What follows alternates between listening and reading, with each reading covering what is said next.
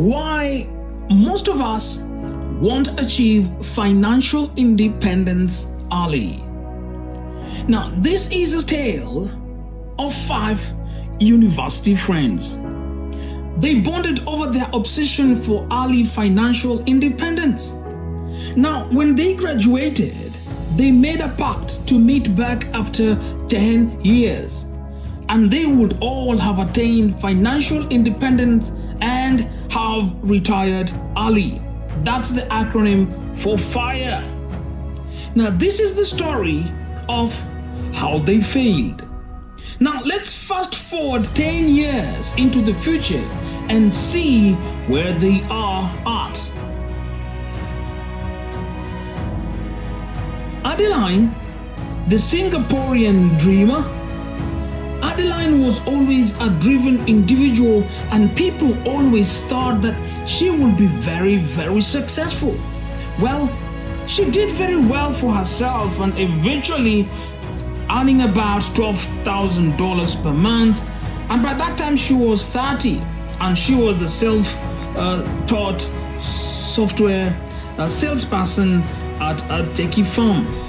Now, what Adeline wanted to do, of course, that will make her happy, is retire at the age of 40, live on a farmland in rural Australia, and have a backup account of $1.5 million. But what Adeline did is she had an expensive wedding. She bought $1 million house in Queenstown, $80,000 house renovation. Then she bought a condo, then wanted a landed property, then she bought a car, and she raised 2 kids. Now, none of those things that Adeline did was inherently bad or wrong. They could have been great dreams for someone else, but they did not make Adeline happy either. Adeline's mistake? She blindly followed the Singaporean dream. Now let's meet Adam, the coaster, as he was known. Fresh out of the uni, Adam joined an MNC where he was paid about $4,500 every month, and it was a great starting salary though.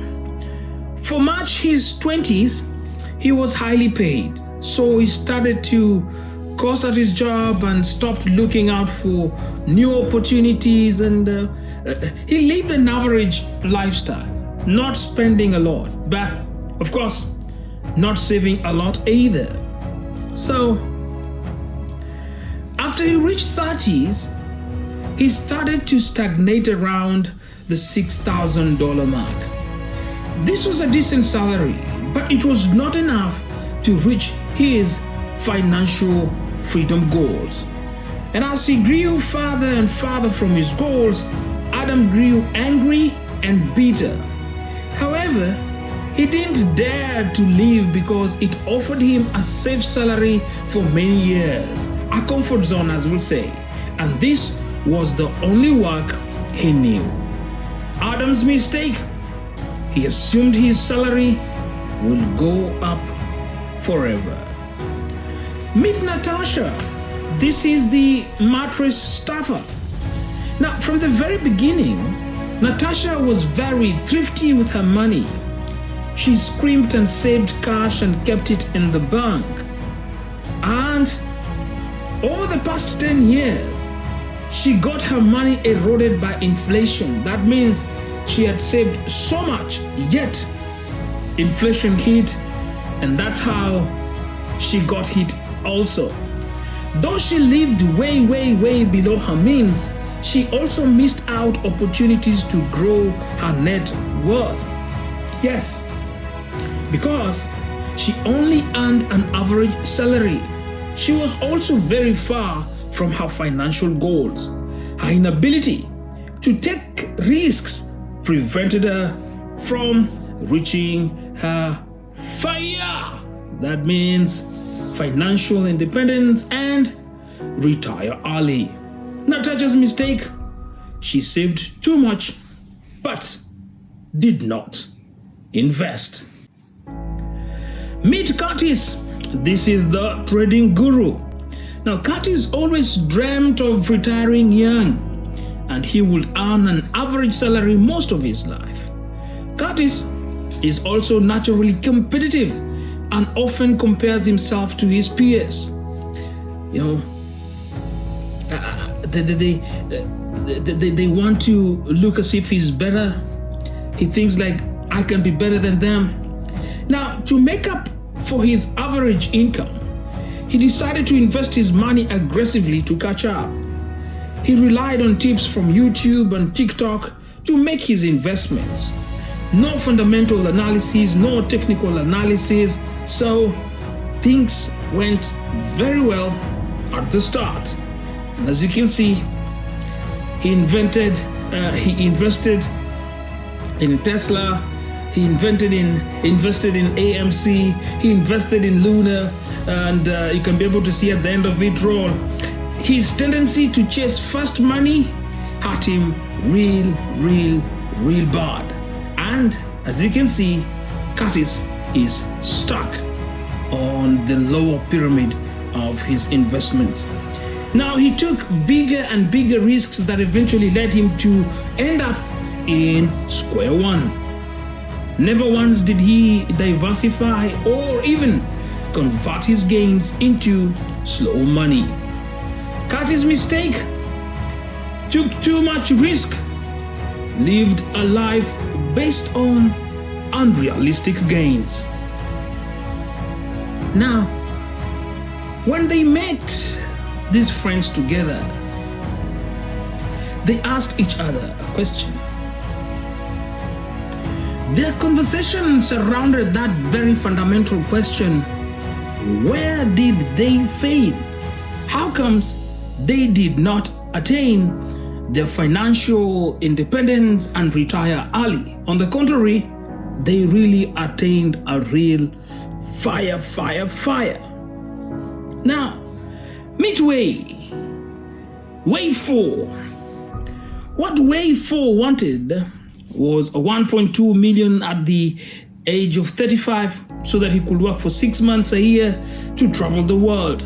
Now, what Wave 4 did, just like Adeline, she earned $12,000 by 30, started investing aggressively from an early age, simple wedding, made his parents and in-laws upset. He bought a 400,000 flat in Sembawang and didn't upgrade it. There were no cars, no kids. They even called him Kem Siap for years, okay? But he was happy with his outcome in life. Wave 4's lesson: financial independence comes at a price, and they are really trade-offs to be made. Now, these are tips what not to do. Don't spend money on things you don't actually want. Don't invest too risky, and don't expect salary to be exponential by default. These things don't do. Now, what you need to do: constant improvement of earning power, investing early without catastrophic risk, directing money towards your goal, which is financial independence, and hence investments, and be ready to go against the norms of society. Is it okay not to have or to attain financial independence early? Of course it is. Now, most of us will not achieve financial independence early. Financial independence, and especially financial independence and retiring early, is by definition not something everyone will attain at a young age. The key is to know what you want and know what you're giving up. Now, no one else is responsible for your happiness.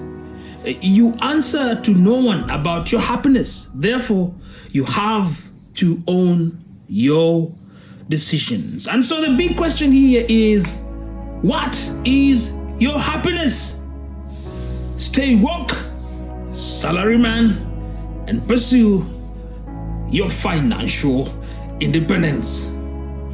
Do not forget to subscribe to our YouTube channel wherever you are. And again, I hope to see you on the next episode of Let's Talk Stuff. Until next week, be safe, be kind, and God bless.